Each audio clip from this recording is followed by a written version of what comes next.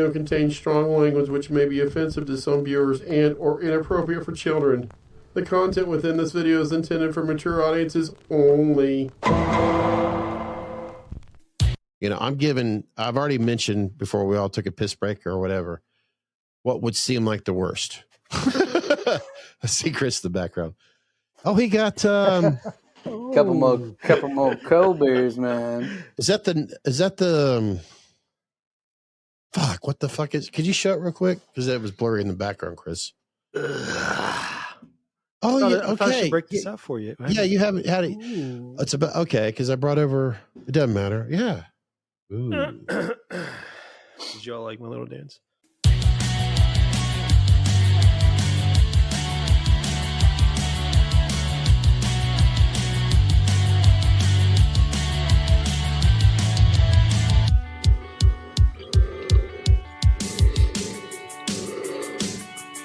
It had a rhythm. Kind of looked like Trump. You were doing that. You were doing this. Oh, don't get the fucking YMCA shit. Oh man, you got. Chris has got better rhythm than. I got to do more fist pumps. There you go. So you left this here, Scott. Nug Wizard. Now you got to read what says kind of on the bottom of it there, of the can. What is it? Something about Bottom? I'm sorry, not the bottom, but the front of the face of it. So I think I got one out in the front fridge. I got 3 refrigerators with beer in them. 5 nugs to rule them all. Is that what we're talking about? That's funny. Let me see.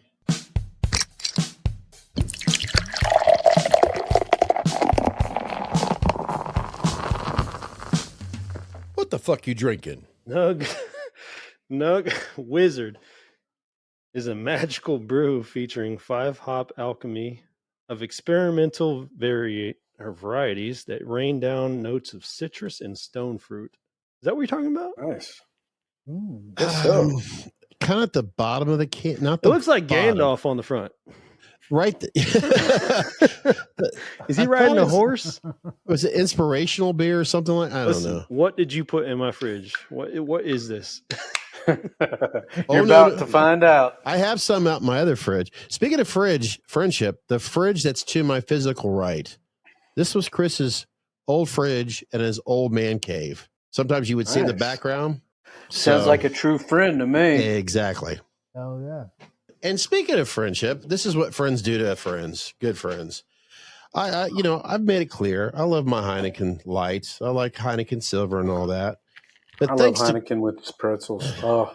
But thanks to Chris, I've gotten addicted to this IPA thing. And it's almost like Chris and I are always trying to find, and I think we try to find something local, but you just can't help but find something. It's always the artwork on the can. We both had this before. If they got good artwork, you got to at least give it a try. Yeah. I mean, if it says like melt your face off 3000, it's like, holy shit, I got to see what that's about.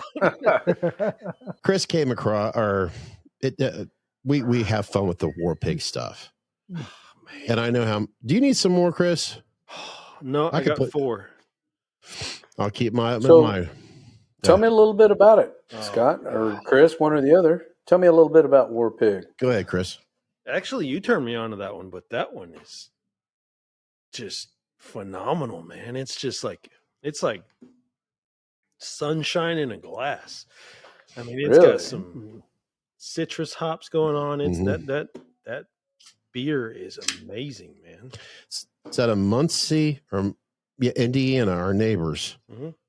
And every time they stock it up at a Myers grocery store, Chris will go to the closest Myers and just take them right off the shelf. Really? Yeah, I usually buy 4 or 6 at a time. So I guess that is a local Ohio grocery store? Myers, it's like a Midwest grocery store. They're in Michigan, Ohio, Indiana, Kentucky. Okay. I'm not sure how much more. I mean, hell, here lately, we're getting into the whole convenience stores. In other words, they're putting Wawa's is a big convenience store in like Pennsylvania, New Jersey. They're going to be putting them in like Cincinnati. And we're getting the big down south in Texas. Maybe you have them there in Oklahoma, Andrew. Buc-ee's. Oh yeah, those are They're huge in Texas for sure. The biggest Buc-ee's is right down just south of me. They're putting a Buc-ee's right here in the city I live in. Well, you guys will enjoy it. Yeah. I mean, hell, you can get anything from there. It's a little pricey, but you can get anything there, from barbecue to wedding cake to candy to beef jerky to, I mean, anything. From what I've heard, this asshole that I've talked about in this podcast, the negative aspect of friendship, if he actually wanted to have a job and stay there longer than a year before the COVID brain thing affects him again, I heard that the starting pay for the managers there are like extremely high. Wow. Yeah, I hear the pay for that is incredible. But he'll work there for a year, get tired of it, say, I got COVID again. Wow. What is okay, I'm not even gonna ask. It's bullshit is what it is. Why does he keep I'm gonna get into trouble here. No, you're not going to. Trust me, you're not. That's why this is basically a bond friendship. It's fucking done. It's done. Stop. COVID's done. It was a fucking political ploy. It was this, that, and the other. Fuck yeah, it was. Man, let's stop it. They've taken advantage of people who have issues with their lungs. If you have that poor lung capacity, you're going to have issues with it because it was basically something that's been an issue with people's lungs. Yeah, and speaking of that, I will tell you guys, not to get too personal, but I mean, just a week or so ago, I took my daughter to a real estate event, and boy, I woke up the next morning. I probably had 5 or 6 beers, not that big of a deal, but I woke up and boy, howdy, I felt terrible. It wasn't COVID, but it was just one of those things that it was like an upper respiratory infection. And I hadn't been sick in probably, 15, 16, 17 years. And boy, howdy. I mean, it took me about a week and a half to get over it. It wasn't COVID, but it was just an upper respiratory where you were just coughing up, you know how sometimes where you get all clogged up and you can smell your snot. Oh God. All that nonsense. I've had sinus infections. I understand. I'm not trying to make it. Yeah, I get it. And I'm not. But no. I mean, it sounds like he's not your friend, but it just sounds like your acquaintance there. He's making excuses. Exactly. He's just taking advantage of the system. Yeah, I'm not trying to discount COVID. I mean, I know it's out there. Whatever. It's a cold and flu all in one. Yeah, it's the flu. Right. It's the flu.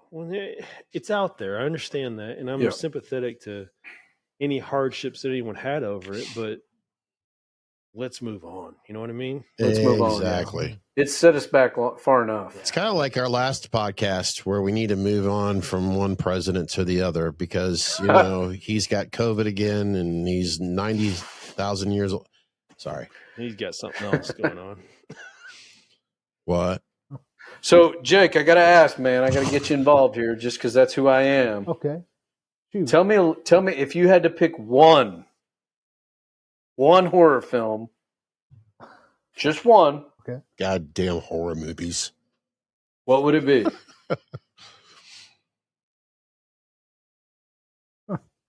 It's your favorite of all time. You don't have to say the H word. Yeah, you don't. Pressure. Okay, this movie got me started. Now there's some controversy behind it, and I don't support the director or what he did, but I was a kid when this movie came out, and it's just one of those movies that I just love. Clown House. Okay. Clown House. Okay. Okay, I'm gonna put that in my phone real quick. Well, okay. Because I want to watch it. Jake, what's it about? It's a house full of clowns. Okay. 3 brothers, they're left home alone for the night, and one brother, he's the youngest. He has a terrible fear of clowns. He has chlorophobia, right? And they go to the circus, and then these 3 mental patients escape, and they kill the 3 circus clowns that were there at the circus, and they assume their identities, and follow the 3 brothers back, and then hijinks ensue. Well, very cool. I looked it up, and just to come to find out, it was the same year I met my wife, and it was released July 20th, So my goodness, today is what, the 20? Let's see, today. Goodness gracious, It's the 20th. The 20th. Today's the 20th. So check it out. It is. Look at this. It was released July 20th, 1990. Huh. So it's going on 35 years today. Oh my god! Which is very cool. And it was at the Sundance Film Festival. Didn't even plan So how that. cool is that? Shit, we're promoting this movie. I'll be damned. Yeah. Huh. So very cool that you mentioned that movie because it's 35 years old today. How cool is that? Damn. The budget on it was $200,000, and like I said, I just mentioned, it was released at the Sundance Film Festival, and it won the Grand Jury Prize in dramatic category. The Rise to Clown House were picked by Vision International and Triumph Releasing Corporation. Very cool. Speaking So of, it was an MGM movie. Speaking of Sundance, have you sat down to watch Pulp Fiction yet? I'm trying to find a copy of it, but no, I have not.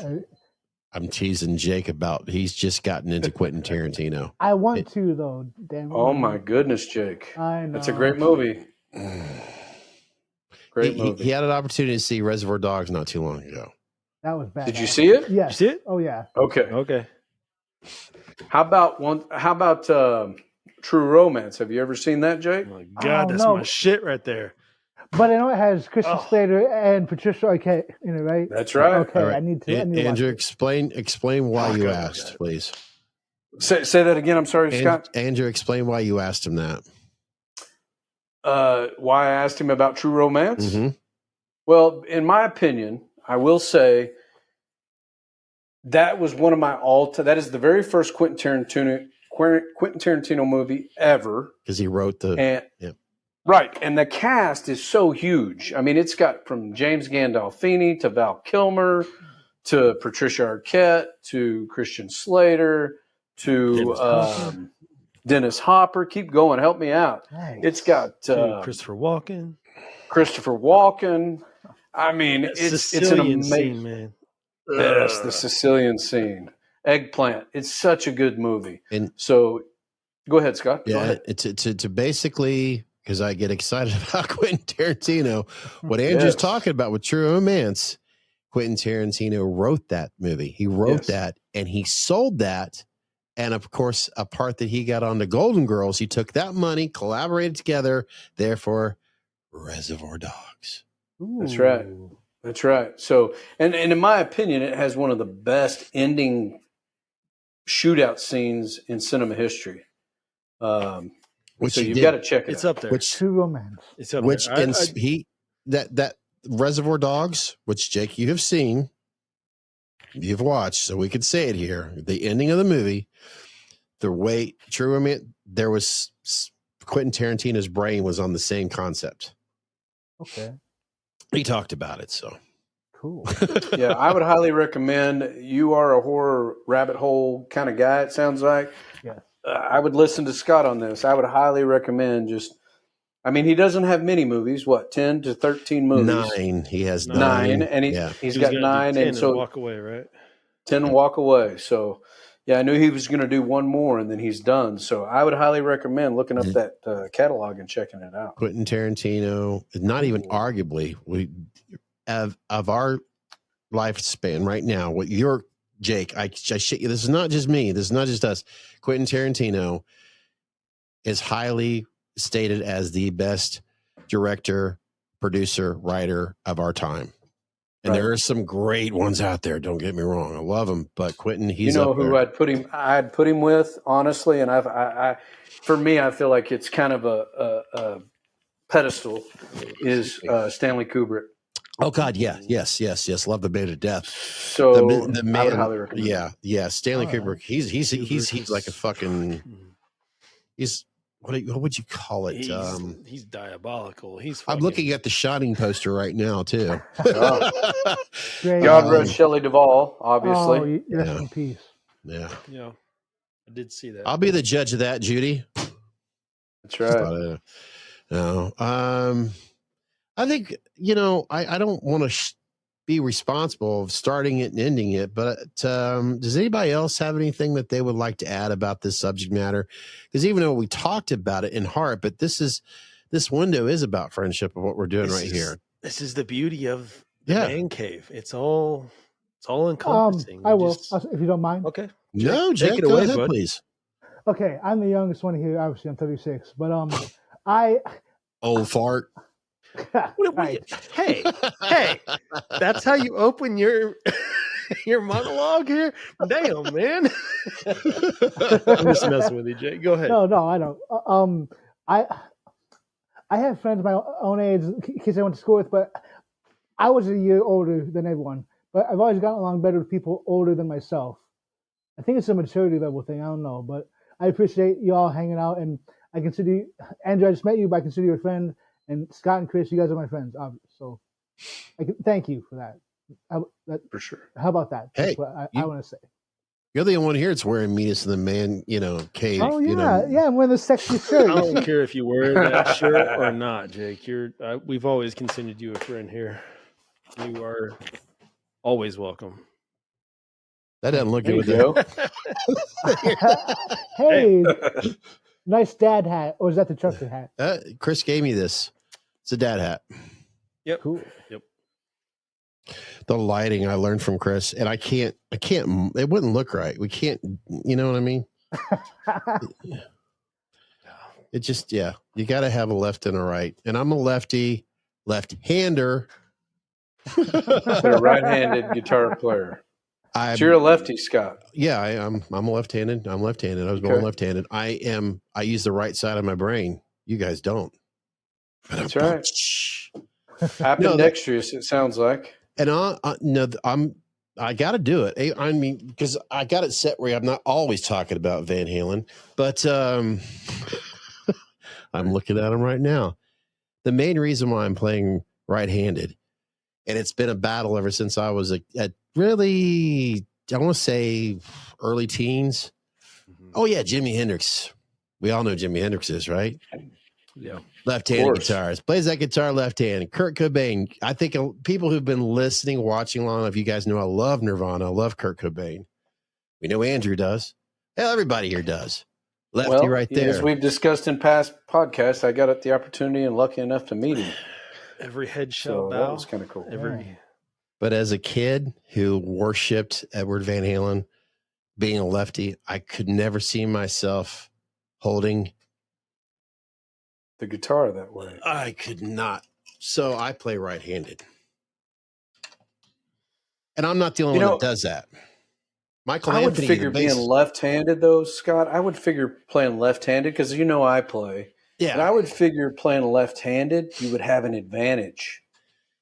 Because you're more comfortable playing the strings and the scales with your left hand and being able to strum with the right hand. So does that help at all? I'm just curious. That's a very good point because I've asked that question too. And I'm going to bring it into a cars aspect of it. You will appreciate this. Mr. Webb. Yes, sir. Left hand versus right hand driving?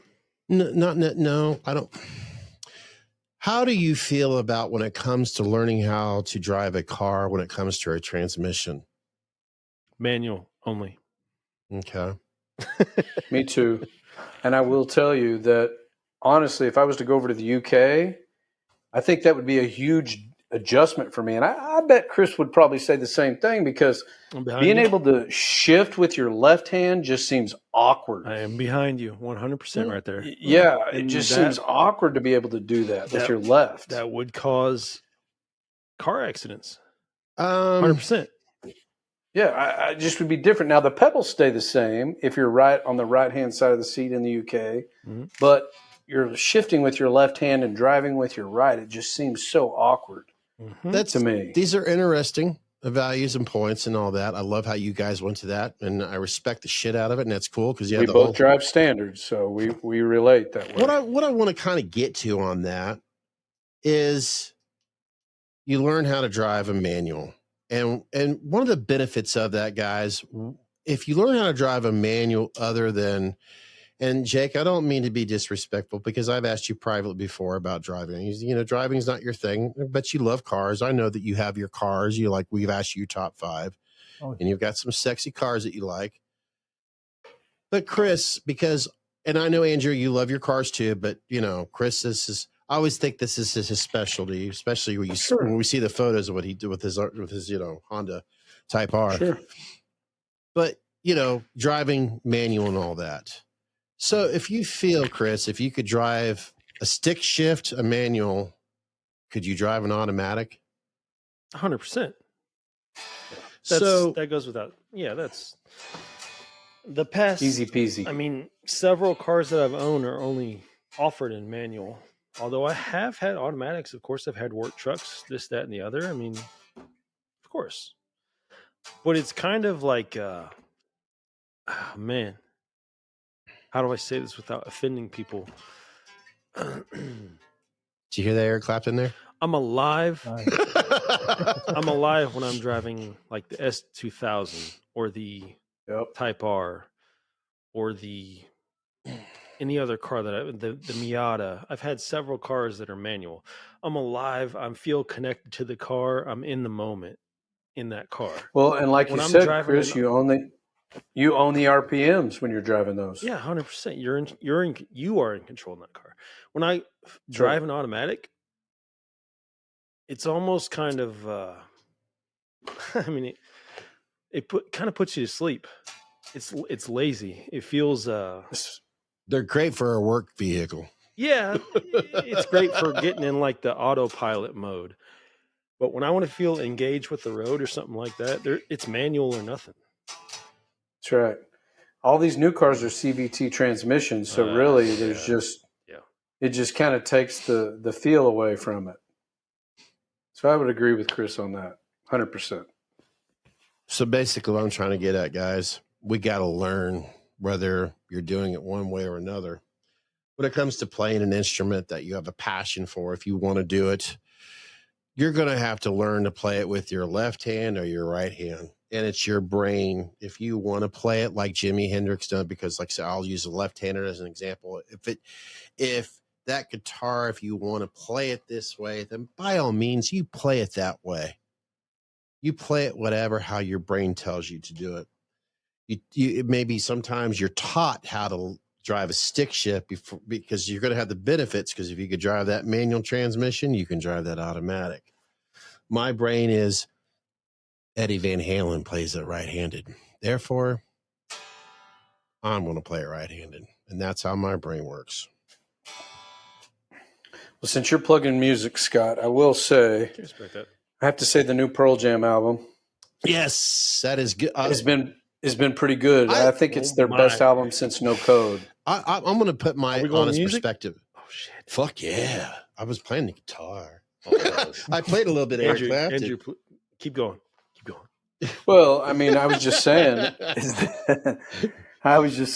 the new Pearl Jam album since No Code, I think it's been their best album since. I've really thoroughly enjoyed this new album that's come out. And, we've got some new music as far as some of my favorite music that's going to be coming out here in the next few months. It's not for everybody, but that's okay. I want to say the first 4 songs on that album is so Pearl Jam. Oh, yeah. Yeah. I mean, it's not like early Pearl Jam. It's the perfect blend of Pearl Jam. Right. And the cool thing is they've got a track on there called Waiting for Stevie. The cool story behind that is they were literally waiting for Stevie Wonder. And they wrote that song while they were waiting for him to get there. Wow. So you can find that on YouTube. All you got to do is just go to Pearl Jam on Howard Stern, and you can watch it. It's just that's where I learned that from. That's fucking awesome. Eddie's fucking yeah, and so much of Stevie Wonder. Holy and Howard Stern even made the comment.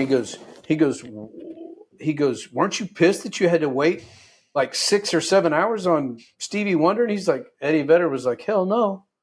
He's like, it's Stevie Wonder. So what's kind of cool is that Stevie Wonder is on that new album, and I'm a huge music fan, and they waited for him to get there. That's cool, man.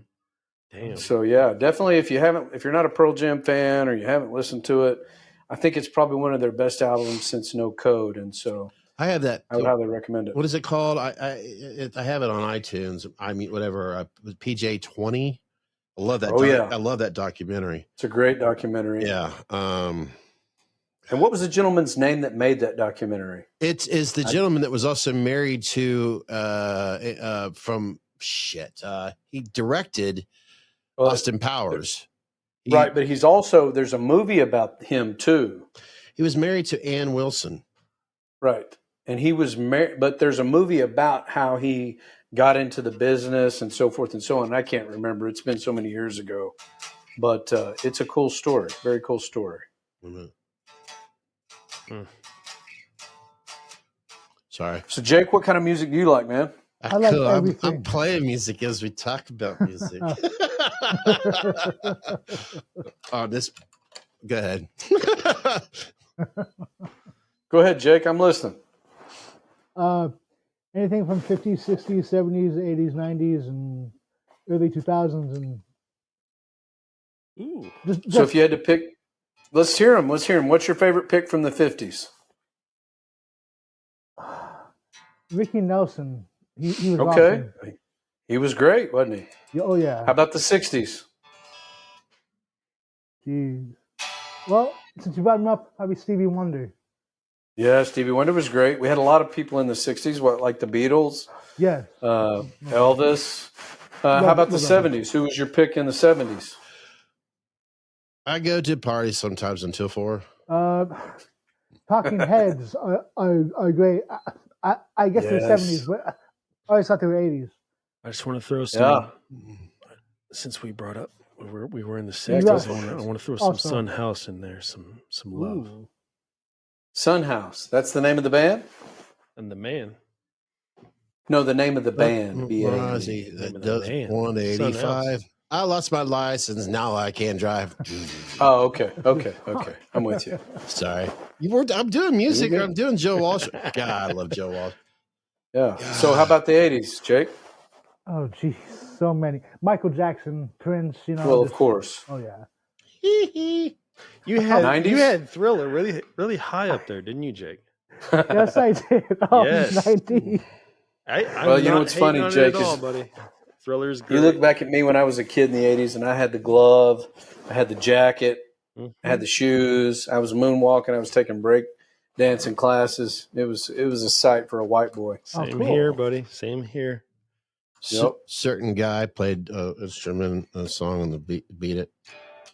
There you go, Mr. Van Halen. Yes, he did, 100%. I remember. I've seen that interview, which is a cool interview. It really is. I love it how he does the obviously the guitar solo of that, and I think he's talking with Pierce Morgan, and he has LL Cool J sitting next to him. He says, yeah, and of course he talks about how he rearranged it. And he says, yeah, I went ahead and rearranged the song for you, Michael. I don't know if it is. So that's awesome. Yeah, he rearranged technically what we hear. And Michael's like, I like your high fast stuff. So he didn't care.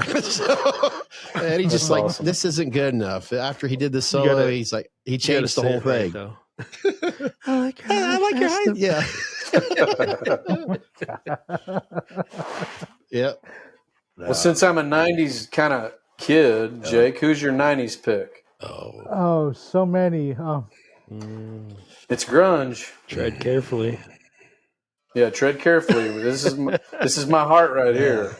I asked Dale to teach me some from a band that starts with N, and he says you're not ready yet, but there is one song I'll teach you soon. 9 Inch.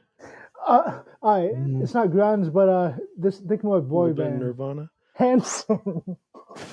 Hanson's your favorite. Well, not my favorite, just one that I Damn, he got real close. He's got so close to that camera. Okay. There's so many, I can't. Blues Traveler. Blues Traveler's a great one. Very good call there. Super talented vocal, super talented guitar player. Absolutely. And the bassist too. Yes, they actually remind me a lot of Steely Dan. They really do. Very cool. Very cool. Out of left field. Yeah, yes, that's one you pulled out of the hat. You know what's funny is I had an issue with my iPhone the other day where my album artwork was all completely wrong. So if I was listening to, say, Alice in Chains, it would show Dr. Dre's album artwork. I'm like, I got to get this fixed. So I spent like 4 or 5 hours on the phone with Apple. We got it fixed finally. I was going to say, if Steve Jobs was alive today, oh my God. I know. It was ridiculous. But I got it fixed. And yeah, I was glad to get it fixed. Speaking of Jake, we're attacking the hell out of you here on the 90s. And we got to go to the 90s. We got to go to the late 90s. Because I know I've been favoring, and I don't mean to. I don't want to have any favoritism on Friendship because I really love and appreciate all you guys. But as I was doing this podcast here with Christopher Webb and all that, we started talking about music back when we first started. I learned about a gentleman that was very important to Chris that kind of started in the late 90s, correct? When it comes to music. 1998. 1998. Got to bring up. Took him about 20 years to get a record deal. Yeah, I've been bringing this guy up too much, and it's important for me to bring up Chris's importance. And it's a value. It's a value that I appreciate.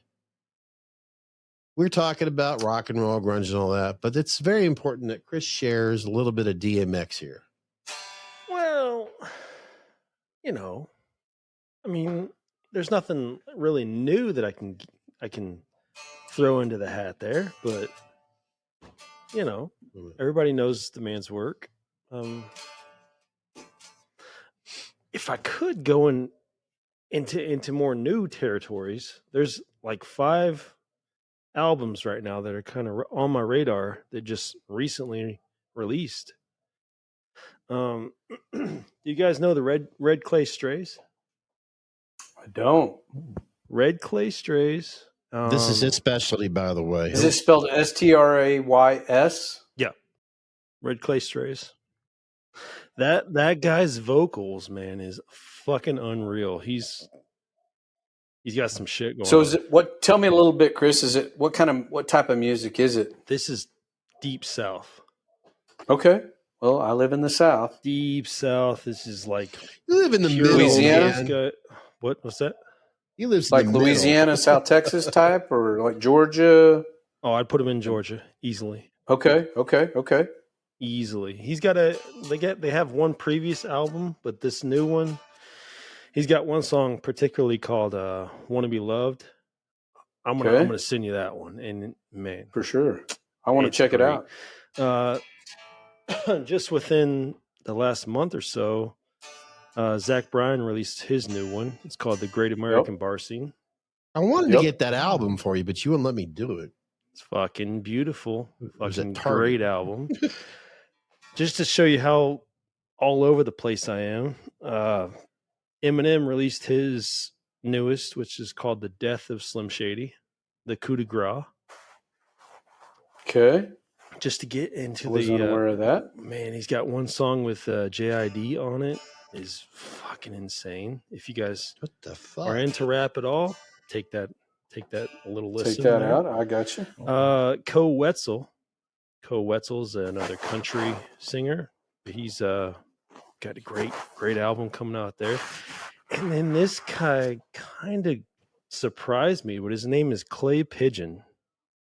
Clay Pigeon. I heard that recently. Clay that name. Pigeon. His name is, or his album name. This album that I've been listening to nonstop is called The Aching Taste of Blue. Wow. But he's kind of indie rock. He's got shoot me that stuff if you would. I'll check that stuff out, Chris. I definitely will. Absolutely. I got to ask you guys a question because May 31st, kind of one of my dreams came true when it comes to music. Have you guys ever heard of the Toadies? Mm-hmm. Yes, of course. Look at here. Oh, dude, I saw that. Yes. Holy shit. That's me and Todd Vaden, the lead singer of the Toadies. Me and my buddy Eric. I'm visualizing their first. Wow. See, Rubberneck. Real quick, as we're on this, because this is a vibe of friendship here. I'm guilty when it comes to social media. This is how I catch up. Is right, like kind of real connection. So if you posted it, I'm sorry. No worries. It's just it was a cool experience. So listen, there's a video, and we're obviously all music lovers, and so there's a video on YouTube that basically shows. Thanks, I got that, Chris. Thank you so much. There's a video on YouTube about them making Rubbernecker. You can go on there and type in the toadies and watch it. It's about 30 or 45 minutes. They literally leave from Fort Worth, Texas, and go to like somewhere in like Northwest California to record Rubbernecker. And it's such a cool album because you get his vocals as a young kid and everything. And so if you ever want to check that out, it's worth a 30 or 45 minutes check out if you're bored and want to watch something. It goes over that whole album. So that is very I just thought I would include that and let you guys know about that. It's pretty cool. I got to meet him. I got to hang out with him, all due to my good friend EB is who I call him. My friend Eric Brown over here, he works for the United States Postal Service, and he works with his son-in-law is Eric Brown's coworker. So the father-in-law is Eric Brown's coworker, and that's how he was able to get us back into their area the night of the concert on May 31st, and we got to hang out there with them and the whole band, and it was really a cool experience. So there's me and the bass player, which was a cool experience as well. That's great. But yeah, it was a lot of fun. And speaking of, I just put a post on my Instagram, and I'll show you this real quick. Me and my girls and my twin daughters, we got to go see Silver Sun Pickups back in 2020, right before COVID hit. And yeah, we talked about that, man. yes, and so I wanted to show you guys this. The opening band was called Elijah and the Delusionals, and so they just released this yesterday with Silver Sun Pickups, right? And so this song was released yesterday. I put it on my Instagram, and then look here. Oops, sorry. There. Oh my goodness. Let me just swipe it. There we go. There's my daughters and the lead singer of Elijah and the Delusionals. Oh, So cool. that was really cool. So if you want to check some new music out, like I said, the song's called Lately, and it's got Silver Sun Pickups and Elijah and the Delusionals. So it's a pretty cool. Music's my life. So I dig Silver Sun, yep. man. I love. Yeah, they're really cool band. So Fuck yeah. Scott, what you playing there? A little Green Day? What you gonna give us? Man, that sucked. I was doing some Rush. Rush is good. Fly by Night. Thank you. Well, There you go. Okay. I'm glad, in other words, it's like saying, "Hey, he's doing it right." Hey, it doesn't matter that you're 30, whatever. You can still be 60 something at heart. Hell That's yes, okay. good. That's There called, you go. That's called an old soul, brother. That's right. It also That's right. says I'm doing something right. Thank you, Dale, and thank you, There Jay. you go. No That's right. problem. I bet your bladder is about to explode. Well, Chris and Scott, they'd like to help you out. How's that, you say? By simply subscribe, liking, and sharing to Meet Us in the Man Cave, where we can finally achieve those YouTube ads, and you can finally go take a piss. See that 5150 back there? I want to see that thing. This guy back here? Lit up back there. I want to see. Come on, give us something. I gotta see what all those lessons are doing. Come on. Oh, I am. You gotta see my instructor, Jake. Oh, shit. That guy's awesome. Are you learning any scales, Scott? All right. Scales, though, I am basically with scales right now. Technically not. This is what Dale's doing for me. It's an exercise that's close to scales. Gotcha. Don't make me break my guitar out. We're gonna start our own band, fellas. You could understand. I mean, hell, we might need to put a band together. You understand completely, guys. Andrew, with you, I'm doing this. This is how it should be for anybody. It depends on your situation. I'm doing this for myself. Personally, I told this to my mom and Brian. My mom actually says, "I've been waiting for you to do this for so many years. It's about fucking time." Mm-hmm. I told her, I said, no, I'm doing this for myself. I'm not doing this because she's no, just do it for yourself and keep it that way. And That's right. That's the way it should be. Everything for yourself. Well, and occasionally, not to interrupt you, Scott, while you're getting ready there on your. Okay, go for it. What? I've heard Well, I how was just loud going to that say, thing is. sometimes kids ask me to teach them a little bit, and realistically, once you learn the chords, then strumming is what you need to practice. Because once you learn the chords, then you're good. Now I won't be able to do it now because you guys are, in other words, this is what he advised me to do. It's just an exercise. When you said scales, Yep. See, I won't do it. I'm crashing. Basically, I'll try to slow it down. And then he's like, that's so fucking loud right now, even with this on. But it's basically, it's like a spider. And then, but he says, basically, he was just teaching me different, like parts of songs, like, I'm fucking it up, but just parts. And now it's like today it was like, Jesus fucking Christ. It sounded like Nirvana. It's actually Lick It Up. I don't have it, obviously. Maybe I should take the 2 channel off. Oh, that almost sounded like Man Who Sold the World. That's where I was thinking. Wait a minute.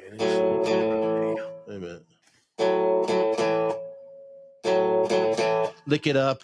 It's like just lick it up. Oh, God damn it. And then it's just that simple.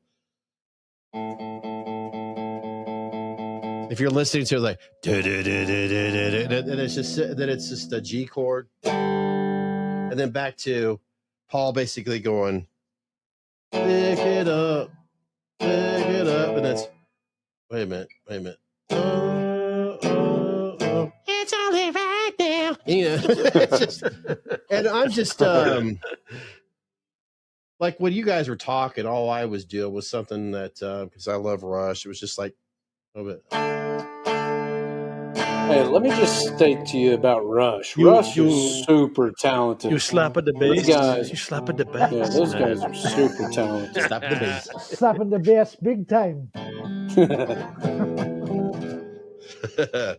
But it's so funny, and I won't do it now because you guys are there.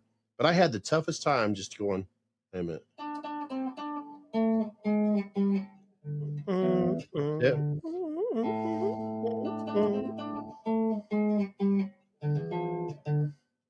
I had the toughest time doing that for the longest time. I still fucked it up. Or, of course, what was it? It's just practice.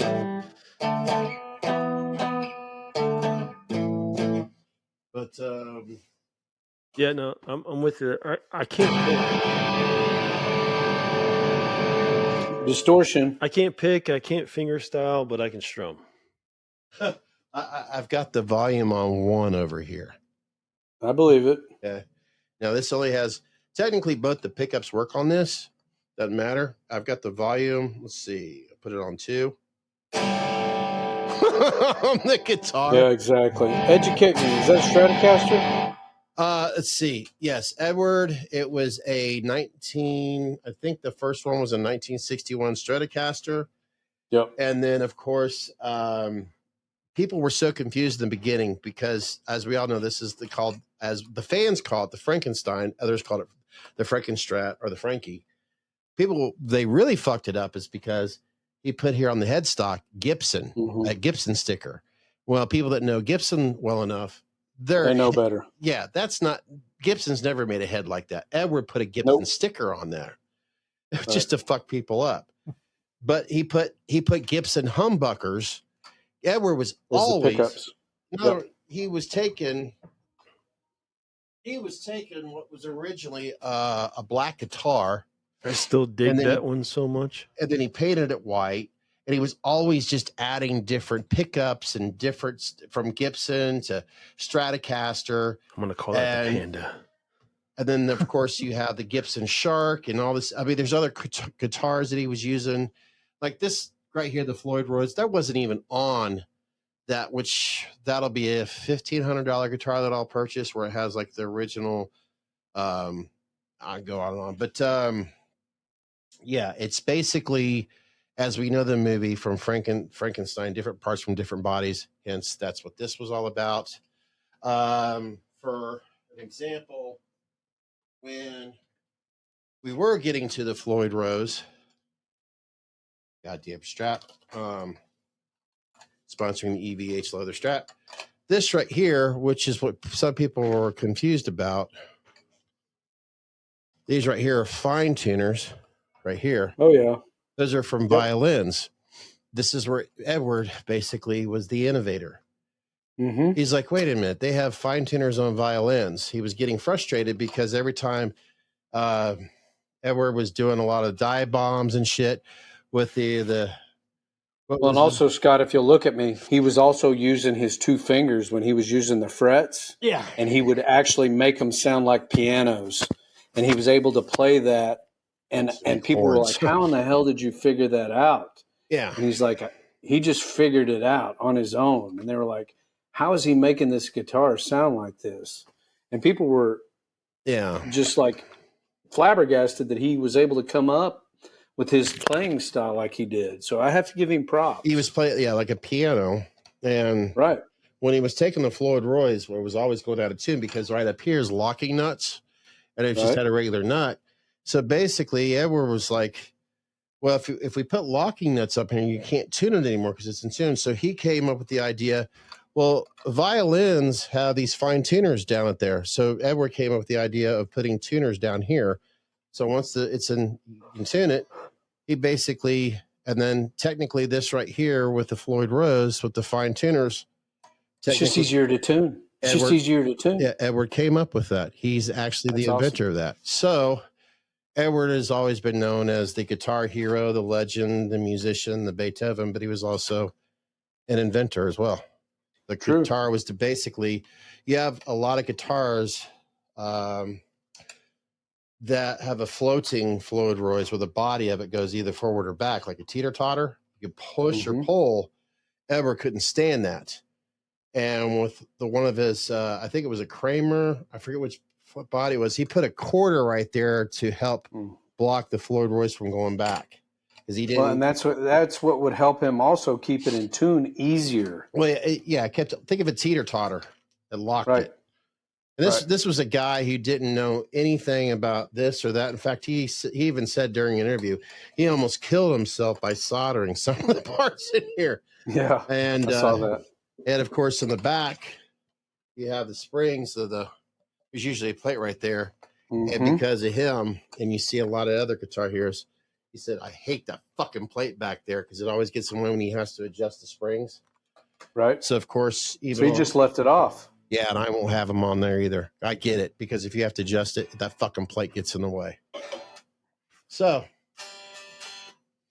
I've got a long way to go. So, if I have any regrets in life, I didn't start playing this when I was a kid. That reminds me of Robin Williams when that guy says, I don't know what I'm going to do tomorrow. And he says, how exciting. Exactly. That's exactly right. I'm going to find it now that you said that, Chris. Listen, my daughter stole that. No idea what I'm going to do tomorrow.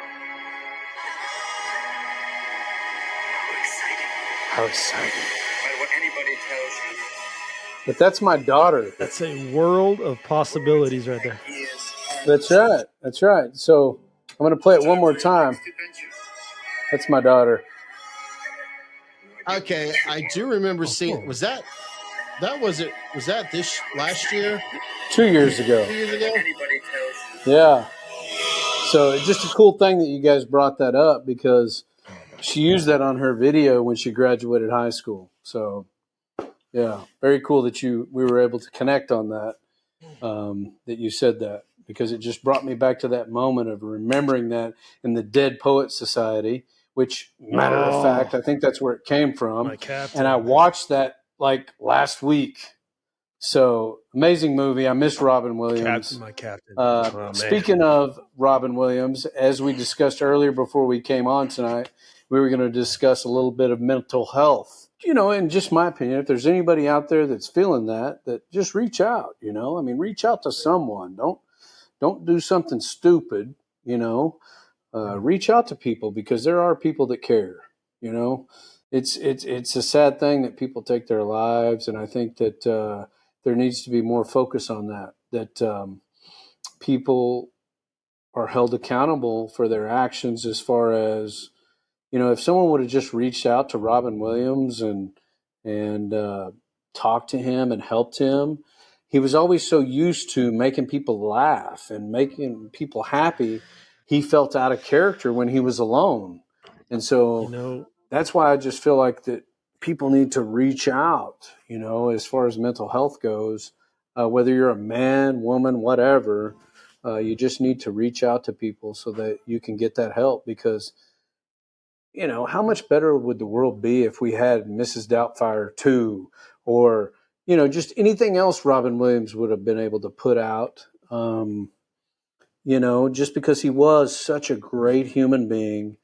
And I just don't think he felt it. You know, he just didn't feel like people loved him like they did. It took him taking his life for people to really realize how much they loved that guy. you You can know, put because that Robin into Williams was such a funny guy. you can put that into Chester as well. Chester from Lincoln Yeah, Park. Chester Bennington. Well, and don't get me started there, Chris, I'm because just saying, man. well, these and I will guys- say I don't think Chester or Chris Cornell killed themselves. I don't. Hip You hop don't And it hooray. almost goes back. We've had that discussion about Robin Williams. They all three died the same exact way, by hanging themselves on a door. And I feel like that in a way, maybe he didn't kill himself with all, and Yeah. everything else that we've talked about tonight with the left. Who's to say they weren't going to expose that child pornography ring thing that was going on, which they were pushing at the moment? And so it may be a conspiracy theory. Don't get me wrong. But I'm 100% with you. I'm conspiracy theory all the way. You, In order for any good conspiracy theory to take traction, it has to be some validity of truth. true. And so who's to say that didn't take place? You know, I mean, especially after everything that's transpired in the last week. Yeah. I walked to the end of this, and from what you were talking about, and being a fan of Robin Williams for so many years, and then towards the end there, what you were saying, God damn it, I've always kind of wondered, slipped on the handrest. I've always somebody, and I respect the fact why. Granted, you're going to hear what you're going to hear, but I've always kind of sometimes wish Billy Crystal had sat down and talked a little bit more about that, because we all know Billy Crystal and Robin Williams was like this. Oh, okay. And we haven't heard, and I can respect the reason. Granted, we have them. It depends on the camera, a microphone, and that to happen, as we all know, for us, the world to see it. Well, it goes back to friendship. Exactly. Back to friendship. Exactly. And so it may be very hard for him to speak about. And Just I get it. Alex cannot talk. Everybody's Probably like, why the impossible. fuck is it Alex Van Halen doing anything with Van Halen? Because he was, as he stated last quick, because there's a book that's coming out that I already purchased or pre-ordered. He says, I've been with Edward since day one, because this book is a love letter to his brother, and he sold all of his instruments. He sold, Alex sold everything, every fucking thing that he owned. Alex Van Halen, a legendary drummer for Van Halen. Right. And nobody knows anything in the world. And he can't, he won't play anymore because his brother's gone. It's too close. It's too close to his heart. That's why. Mm-hmm. And So, I get it. Yeah, I do too. I truly do. And selfishly, back to Robin Williams. Selfishly, I would love to this day. I would love to hear Billy Crystal's, if he wanted to, if he could. What is his thoughts on all this? It wouldn't be fair to him to talk about the actual day. How does he feel about it? I mean, Billy could probably share some stuff that would like, okay, that makes sense. Okay, I get it. Why he's gone. We don't know. You know what I mean? Well, and truth be told, you stepped out to use the restroom, and as me and Chris were talking, and Jake was listening to us, I mean, those three gentlemen, Chris Cornell, Chester Bennington, and Robin Williams, all died the exact same way. Yeah. And Chester died this to the And it was year of Chris Cornell's birthday. And it was all the same related. Wasn't atrocities. It was all. oh, son of a bitch. Ah, It shit. was all child. In excess. Yeah. Michael Hutchinson. Michael, thank you, Jake. Thank you, Jake. Michael, Thank you. I'm trying to remember what was his cause of death. For some reason, I'm thinking. Well, I thought it was an OD. I could be wrong. Tell me, Jake. That I can't.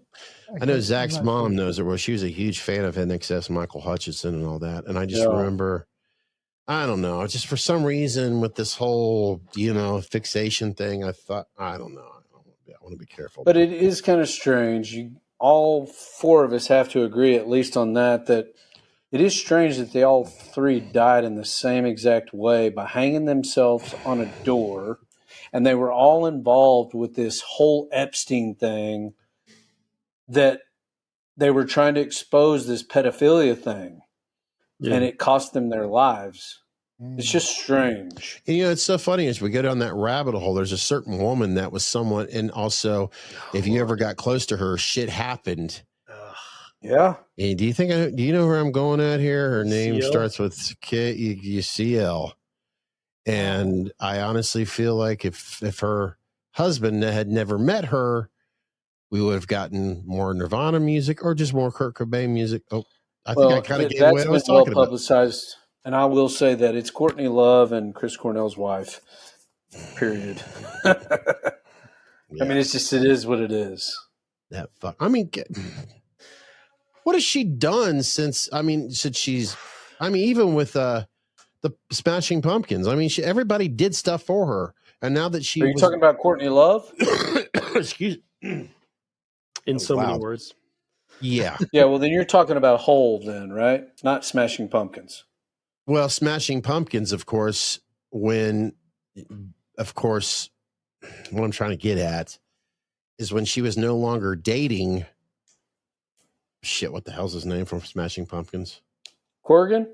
Yes. Billy Corgan? Billy Corgan. And of course, Kurt Cobain, who she was married to. And I believe there was another band that could have been. In other words, those guys pretty much, of course, she got rid of one of them.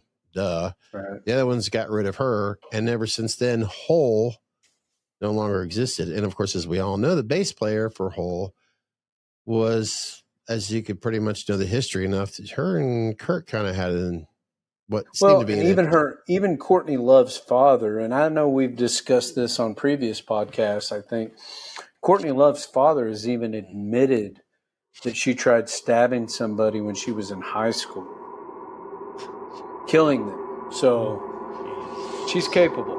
Yeah. So it's just strange.